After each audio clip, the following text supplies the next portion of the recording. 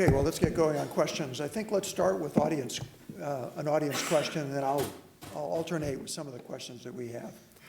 Ronald Stein, I'm founder of Principles, PTS Staffing Solutions. The Global Warming Initiative was initiated back in 2006. It was done at a time when California was contributing a minuscule 1% to the world's greenhouse gases. Now, almost a decade later, AB 32 has generated billions of revenue for the state at the expense of businesses and the citizens. The result of higher costs of energy in every industry and every infrastructure that relies on energy has resulted in much of the manufacturing relocating to other states or countries with less stringent environmental standards. Now, a decade later, California is still contributing a minuscule 1% to the world's greenhouse gases, with the transparency that these environmental taxes are not effectively reducing California's contributions to the world's greenhouse gases. How can the state justify our go-it-alone crusade that only generates millions of dollars of income for the government at the expense of businesses and the financially challenged? Who would like to take that question? Gary. You know, Bob, I'd be happy to take a shot at that because I think it's important to recognize, yes, California is a small part of global emissions, but this is a global climate challenge, and California has always shown leadership, and we are not going it alone, despite what it may feel like sitting here in California. I think the last map I saw of where carbon pricing was occurring around the world showed that something like 25% of economic activity and 40% of the world's population is in a jurisdiction that is currently under some sort of pricing mechanism, including many provinces in China. One province in particular has a pilot program, and that province has 300 million people, so that's almost the size of the United States, under a carbon pricing scheme, and they're moving to a full nationwide cap and trade program next year. Korea has a cap and trade program today. Of course, all of Europe is already covered. Brazil, India, others are starting to look at this mechanism. So it may feel lonely as a Californian that we're doing this all by ourselves, but the fact is that businesses around the world have already started calling for carbon pricing. I think I just saw oil companies yesterday came out with a statement on a need for a global carbon price. Carbon pricing is certainly taking place around the world, maybe not so much domestically, and that's an area where, as Bob alluded to, the US EPA's Clean Power Plan can help us find some partners within other states. Washington State has been trying to move a cap and trade bill. Oregon is now talking about one. There are 3 regional efforts that I'm aware of under the US EPA's Clean Power Plan to create regional markets, one of them being the western states, the other 2 Midwest states and the Southeast states. There's already a cap and trade in the Northeast of the United States, in what's called the RGGI states. So I think there are lots of opportunities. And what California's leadership really does here is demonstrate that the model of cap and trade can be an effective tool for addressing greenhouse gas emissions and growing and transitioning your economy at the same time. And the more that actually is proved on the ground, and there's plenty of statistics to show that it's happening, others will come along. Other panelists? Richard? Yeah, again, from the standpoint of technology in California, I think we are several steps ahead of most other places in the world. We have some of the best research institutions on the planet, and there are economic advantages to developing that technology in California. Certainly one of the hottest car makers right now is Tesla. They don't have quite the numbers yet that any of the larger auto manufacturers do, but there is a race on with U.S. auto manufacturers, foreign auto manufacturers. I will note that Nevada did win out on the Gigafactory for the battery, but I also think that points to a certain level of fiscal wisdom on our part in that we did not give away the store to get that factory. The residents of the state of Nevada are going to be paying a heavy price for that factory for some time to come. Ask any healthcare entity that had a processing facility, a billing processing facility down near Las Vegas, where they basically laid off everyone because they lost their tax incentives. So there's a trade-off when other states try and steal away our businesses. They're also giving something up in that transaction. But again, I think that from the standpoint of making California a more livable place, from having a cleaner environment, you look at the air in Los Angeles, what we've done with the air in Los Angeles in the last 30 years. I can go out and I went for a run this morning at 7 o'clock right near the freeway. It probably wasn't the brightest thing to do in the world, but still, I can breathe this air. I can go out for a run and not have any breathing problems. Beijing, I've been to Beijing before, several years ago. I couldn't go out and go for a run in Beijing. There was just no way, no two ways about it. The government there has become very aware that there are now technologies available where they can try and reduce those types of emissions. And the race is on. The Chinese are producing much lower cost solar panels that all of us will benefit from as long as the quality is there. So again, I think California has this opportunity to really set the benchmark. Yes, there is a cost for it, but also there is a tremendous benefit for it. There are a lot of business people sitting in this room right now, and you all understand this notion of taking a risk and that cost and benefit that goes with it. And I think we're taking a pre-calculated risk here. I think there's a tremendous benefit for not just for the economy of the state of California, but for our environment and for the world's environment. Tiffany, go ahead. I'd like to jump in on that. It's Sir, an important question, so Yeah. please I'd like take to your thank time. you for that question, and I think that's a question that everyone in this room should be asking themselves. Because we know in California that we've got some of the most efficient business processes in the entire world. So our businesses are much more efficient at using energy. And so if some of those businesses are driven out of the state, what does that mean? If they're moving not to Beijing, not to India or Brazil, if they're moving right across the state line, potentially to where places where the stringency of environmental regulations is not as high as we have in California, then that results in carbon leakage. That results in economic leakage. And that's a term that's been bandied around for quite some time in Sacramento. And the Air Resources Board has, over the years, said that they were going to do some analysis on what that leakage potential is. And so I think as we continue to ask those sorts of questions, it really points to the need for that type of analysis. And I think everybody should be pushing their members in the legislature to tell the Air Resources Board that we do need that type of analysis. So thank you for that question. Andrew? I think that what California is a giant petri dish, right? They're doing a lot of what they're trying to use, not only a cap and trade model, which is a market-based mechanism, but also those complementary measures that Bob was mentioning before. And there is an argument as to whether they actually do reinforce each other, or are they at cross purposes sometimes, and whether it's raising the cost for all of us. But I think that because our position in terms of our ports, transporting a lot of the goods that move through the nation, I mean, our communities are kind of suffering disproportionately because of it, So we're having a lot of the environmental impacts. We need to try to get some of the benefits, right?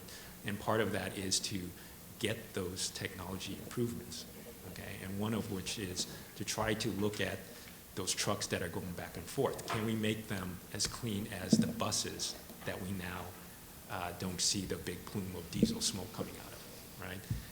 And cap and trade is going to help try to spur that innovation.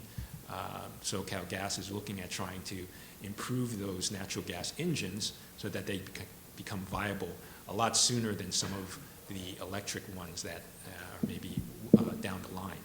And so again, for us to be able to develop that here, it's going to create a ripple effect across the entire economy, the nation's economy. And those types of innovations will be exported out folks will come to California and invest in this state. That's the idea anyway, right? So, but the green economy has been very strong in California. And so the question is whether it could have been as strong without AB 32, without cap and trade. The jury's still out on that, but there are definite benefits for the state. Yeah, I just wanted to say about sort of the timeline, the next expected pot of competitive funding to come out is supposedly supposed to be from Caltrans. Nothing is sort of definitive right now, but it's expected to come out of Caltrans, and for the high-speed rail and also the more efficient use of vehicles. And so that's something that you might want to keep on your radar for coming out. And in addition, California is #1 in manufacturing in the state. So like Andrew said, it is sort of a petri dish, but if we can make it work here, we can make it work pretty much anywhere else. I'm sorry, #1 in the country, not in the state. If we can make it work here, we can make it work pretty much anywhere. We have about 1.3 million manufacturing jobs in the state. 800,000 of those are in Southern California, and I don't think anybody wants to see those jobs going away. They're a huge economic engine. But it's this new program, and things are still trying to get figured out, and so I think it's important that we bring up these questions to make sure that all of these aspects are taken into account. Okay, I can't resist. I promised myself I wouldn't answer questions from the panel, but I can't resist.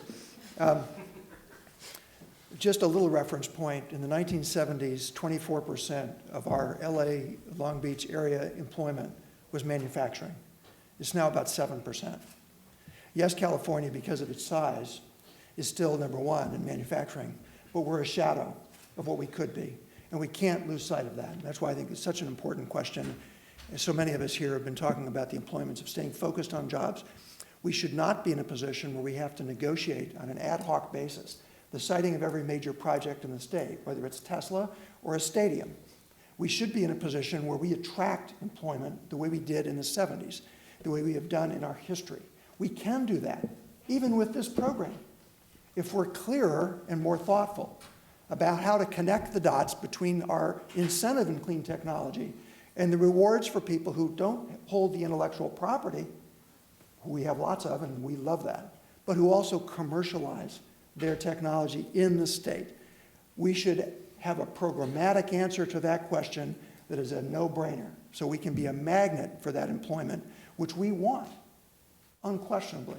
But we shouldn't be in a position of having to negotiate it on an ad hoc basis, because then we're giving away the stories you suggested, and we don't want to do that. There are a lot of reasons why people should site here, to commercialize their technologies here, but we'll only do it if we connect the dots with the instruments we use. So another question. Yes, I think Barry over here. Thanks very much. I'm Tate Green with Green Public Affairs and Campaigns. This is a question for everyone but the moderator. Okay, I promise. So we've Scouts heard on. we've heard a lot today about the cost of cap and trade, and I mean, that makes sense. The $2.375 billion in the governor's budget, see, I know the number now, Tracy, has to come from somewhere. But, I'm a Southern California Edison customer. And twice now, on my monthly bill, I've gotten a rebate from cap and trade. To me, it was a fairly substantial rebate. It more than covered the utility taxes on the same bill. Sure, it is. But, when I got those bills, I felt like, gee, I'm a winner from cap and trade. So, I mean, what's the deal on that? Am I supposed to be getting rebates from other companies that are? Is that going to continue? Who are the financial winners and losers? Okay, let's start with Andrew if we could. Yeah, and then I could answer that. The rebate comes from the fact that Edison and the electric companies need to consign their allowances back to the auction. And so they're getting some revenue from that, which they are then distributing by law back to the customers. For SoCal Gas, we also expect to be able to do that as well with our customers. And the point of that is to mitigate the impact. But there's also the component of trying to make sure that the allowances that we can get are free. And so we were able to effectively argue with the ARB that we should also be able to get the bulk of our allowances for free, and that has mitigated the cost. That will mitigate the cost for our customers. But you're right, there is a bit of a, you're not seeing a line item on an Edison bill, right? And so it looks like it's all revenue coming in, but rest assured, there is a cost embedded within your generation rate, because they have to account for as a energy importer for greenhouse gas emissions for their energy. So I think it's important to remember that this revenue stream, this rebate, is going to get smaller over time, but the cost will increase because the amount of the cap is going down. Okay, the floor price for those allowances are steadily going up, and the economists have said that it's going to bump along that floor price for a little while, but it still is going to go up. And then post 2020, you know, when we have to do a 5% decrease every year instead of a 1% decrease on our cap, it's going to go up even further. So we need to get the message out to you, to your constituents, to the businesses, to really look at this, look at the energy efficiency upgrades that you can take advantage of now, so that it can pay off for you in the future. Don't just rely on this this rebate. Okay, unless somebody else has a burning desire, let's go to the next question. Thank you, Andrew. Thank you very much. Barry Sedgwick, California Business Ventures. Quick question for you, Gary. Dennis Luna described the basic mechanism that there's an allocation that an emitter gets and that the cap and trade is on the increment above that.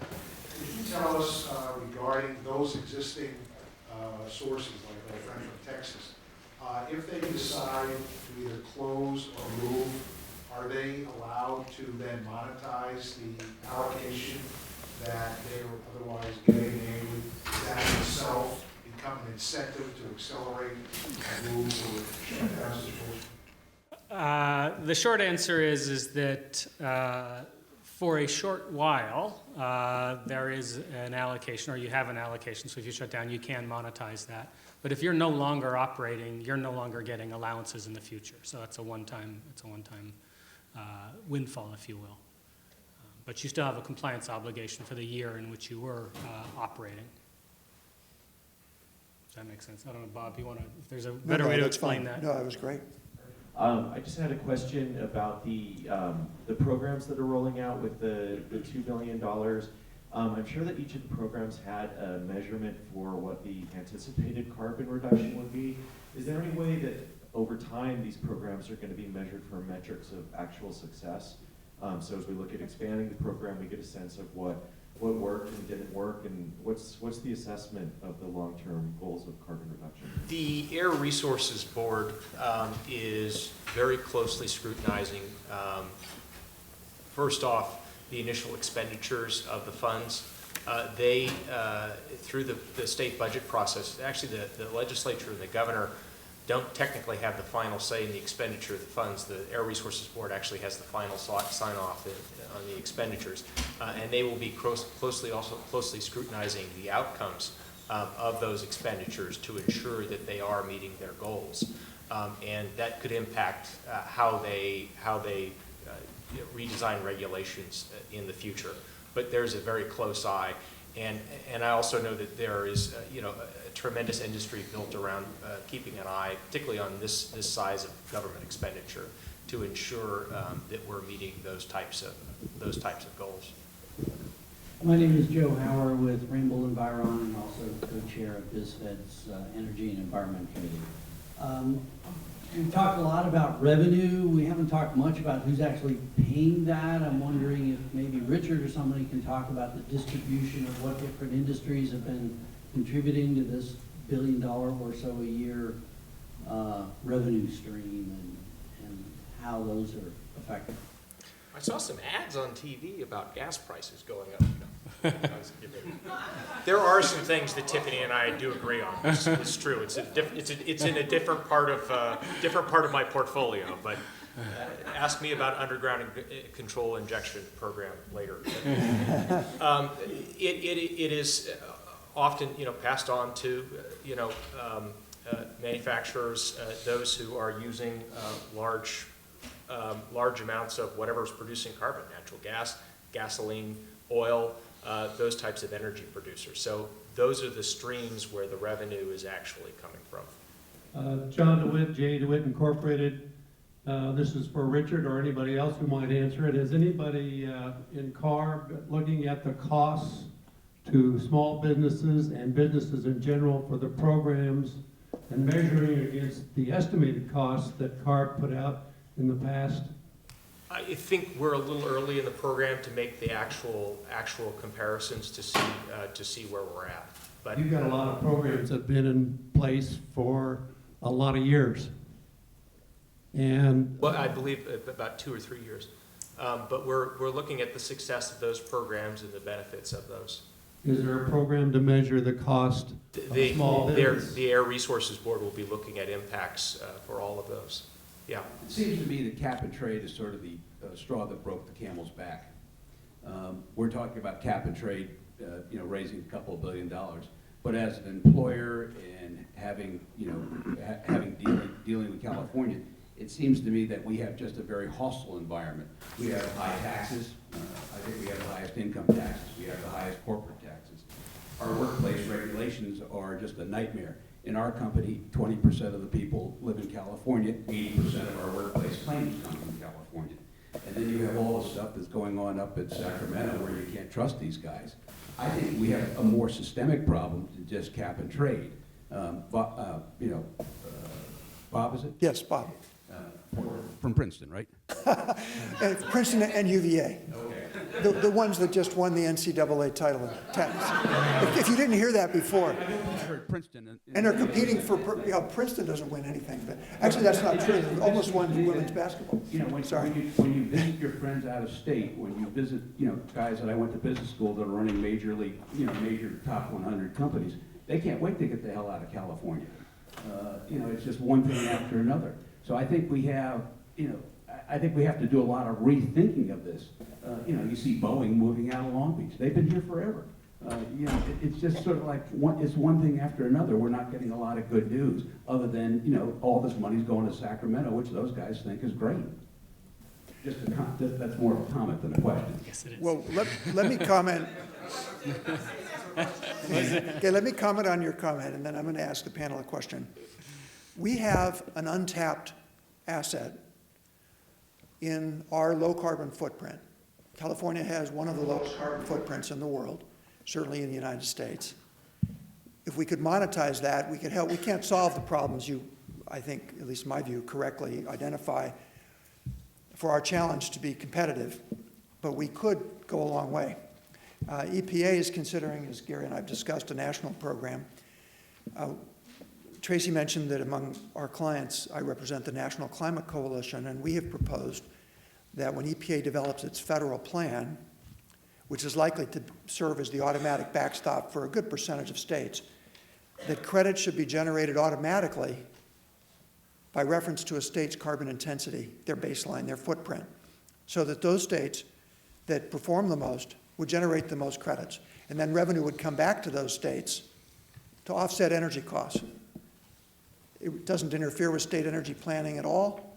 It requires no additional data. It could automatically put back in Californians' hands billions of dollars. When we discuss this with the state, they say, well, I'm not sure we really want to do that because we want to keep our prices high. We want to keep those energy prices high. And we're not sure we want to share what we've done with other states. That cannot be the answer because particularly as we get more aggressive, as others have mentioned, and these challenges get more costly, if we are not recouping our investment, if we are not monetizing our lower carbon footprint, we are leaving dollars on the table, we are leaving jobs on the table, and that should be unacceptable. Environmental leadership should come with recapturing the benefits of our better performance. It's sitting there, low-hanging fruit, ready to be plucked. The state should, employers in the state should be saying, let's go get that. Now, we have a website, nationalclimatecoalition.com, .net or .org, it'll all get to the same place. It's a fairly technical document full of policy documents, but if you want to read more about this proposal, it's on there. It's, what you point out is really important. We need to start thinking smarter as a state. It's fine to outperform our neighbors, but we have to recapture that value so we don't have net higher costs. Anybody else on the panel want to answer, or should we move on to the next question? Well, let's move to the optimist side, to the glass half full side of the dialogue. And Andrew, if I could start with you, I apologize, this is not a question that we've discussed before today, but I know that your company, and you referred a little bit to this, but not with specifics.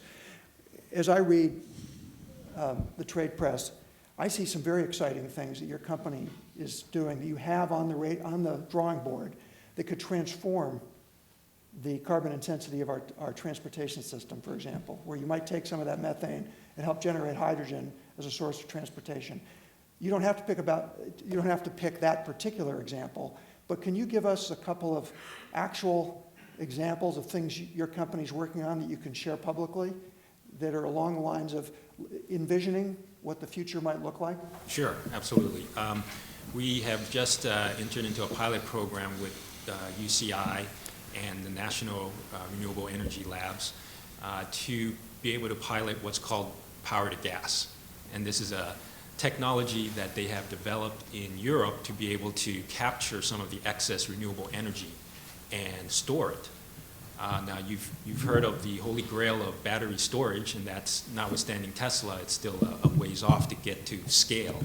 So what we think could be a viable alternative is to be able to use the natural gas pipeline as essentially a big battery.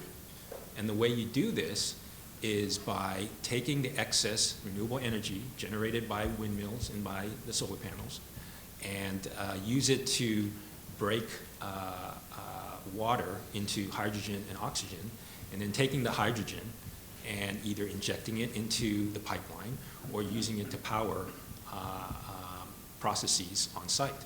And so that's a way to directly transform renewable energy, which right now is actually, part of it is being wasted because there's no way to get it into the system and make use of it when it's being generated. This is a way to make use of infrastructure that's already in place and transform it into something new. So we are demonstrating that process right now, and we're hopeful that that will gain traction in the coming years. Another area that we want to highlight is the use of biomethane and having more renewable gas available to us. There's a renewable natural gas standard, similar to a renewable portfolio standard, which has jump-started electricity renewables. We are looking at potentially doing that on the natural gas side to try to spur innovation even further to try to get the renewable energy as part of the portfolio. So those are two areas that we're looking at. Well, those are great examples. Thank you.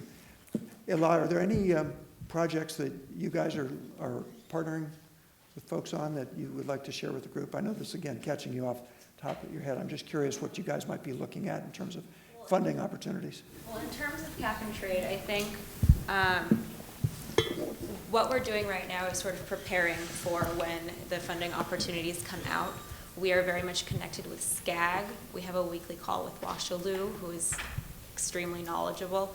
And we've started to form a coalition called the Greenhouse Gas Reduction Fund Alliance of Los Angeles, which is a coalition that includes academia, nonprofits that work in the sector, Climate Resolve, Move LA, and other representatives throughout LA County to sort of coordinate what projects are out there, what projects might be shovel-ready, if that's what the guidelines require.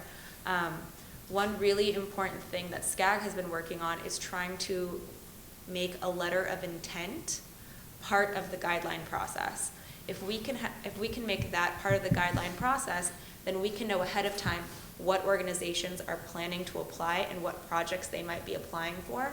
And then we have all that extra lead time to put partnerships together, to hire a really qualified grant writer to help them write their application, to help with any sort of technical assistance or capacity that they might need in the application process, and include all the aspects that we can of the disadvantaged communities. And that way we can not only complain that Southern California isn't getting its fair share, we can say Southern California has some really great innovative projects that we're proposing to you, and we have 2/3 of the disadvantaged community. So you need to be funding our projects. So I think we're in that preparatory phase right now. Thank you. I have one more question, unless there's a burning question from the audience, to finish our panel today. And I'd ask the remaining three, Richard, Tiffany, and Gary, who didn't just respond, if any of them would like to address this. As everybody in the room undoubtedly knows, Governor Brown has set a very ambitious target to achieve 40% emission reductions of greenhouse gases below 1990 levels by 2030. Are there things that we should be doing differently to enable us to achieve that target? If I could ask in any order, Richard, Tiffany, and Gary to talk about those. I'd be happy to start. Okay. I think a couple of things. Public transit, bike lanes. I'll tell you, that is California, particularly for those of you who live in the Los Angeles area, transit is a huge issue. I know when I come down and visit for a long weekend, I have a completely different experience if I'm able to locate myself near one of the metro stops and I can go everywhere on the metro. I'm a much happier person for those 3 days, I can assure you of that. But also, there's a huge benefit to our environment, but also to this notion that we need to co-locate the things that we use closer to our homes. And this is the part where Tiffany and I may agree, is that California is the 4th largest oil producing state in the nation. And let's keep it that way. Let's keep supporting our oil industry in this state. I know there's been a lot of drag. There's been a lot of misinformation out there about some of the things that potentially have been going on from a regulatory standpoint in some of the oil fields. I think we need to keep a real close eye on making sure that we keep the industries that we have in California, and that if we've lost some industries, we try and bring them back. Part of that is enhanced renewable energies, things like that. But again, I go back to transit. Richard, I'm sorry to cut you off, but the remaining two speakers have 30 seconds each. If you want to say something about... I talked longer than you. Tiffany. I would echo and say that it is important that we keep businesses here in California. And in order to be able to do that, we've got to have analysis. We have to understand the least cost approach to reducing our greenhouse gas emissions. Right now, what we've got with the AB 32 scoping plan is the cap and trade program plus 50 other regulations that combined are intended to reduce our greenhouse gas emissions in the state. And it's a little bit of the kitchen sink approach. So we're throwing everything at the problem. And what we really need to be doing is doing marginal cost analysis to understand the least cost approach, especially in a post-2020 environment. The actual greenhouse gas emission target, if you quantify what 40% below 1990 levels is, that's the level that Iraq emits. And an 80% below 1990 level, which is the 2050 target that has been mentioned, that's right below what North Korea emits. And so you've got to have those game changers, obviously. Government can't dictate black swans. We can't dictate how this is going to happen. And as much as government would like to do it, we can't really pick the winners and losers, especially when you're talking about Tiffany, trying to reduce I want to emissions. give Gary just 30 seconds. Thank you very much. So in summary, Let's In be efficient. conclusion. analysis.